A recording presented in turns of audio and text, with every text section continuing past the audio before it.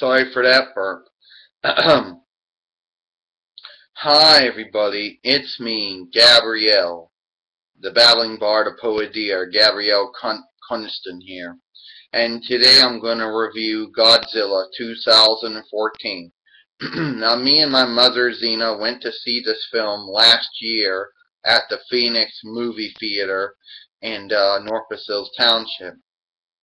Now I know that many people have already reviewed this film, and this was Legendary Film's first Godzilla film. Actually, it was the first Godzilla film since 2004 AD's Godzilla Final Wars by Toho. Now, this film, a lot of people complained that there wasn't enough Godzilla and it was more focused on the people.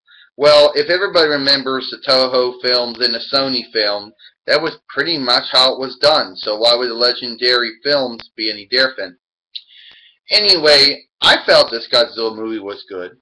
There were a lot of good fighting scenes between Godzilla and there were these two monsters who, had the ability to shut down anything that ran on electricity or batteries or anything.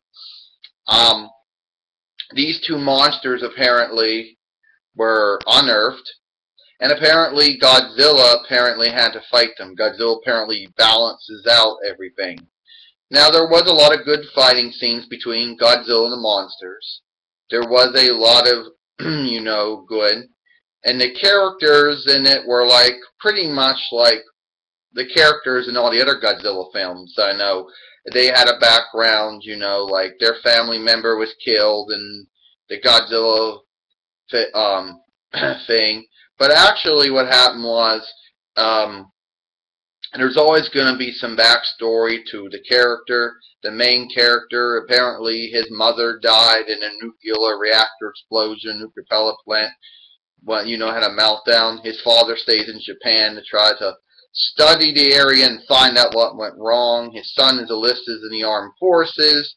Apparently there's a lot of, issues over it. And apparently there was a cover-up by the Asian Japanese or imperial government and United States federal government over what really happened in the area. So it turns out the two monsters eventually attack, and they go and they start destroying every country they can get to, but mostly it's the United States that they're attacking. And then Godzilla, he shows up and he has some good fighting. Now I know some people are probably thinking, there's no continuity. Yeah, because the Legendary films doesn't really put any continuity between the Toho films and the Sony film. But the one continuity they do have is the fact that Godzilla is good. That Godzilla is a member down the line to good in this film. Now in all the other films, Godzilla was either a villain or an anti-hero. But this one, he was definitely a hero in. Now a lot of people, I felt this was a really good Godzilla film. It was good to get to see Godzilla again and him being in a movie. Stories I hear that apparently Legendary Films is going to do another Godzilla film. Toho's going to do another Godzilla remake.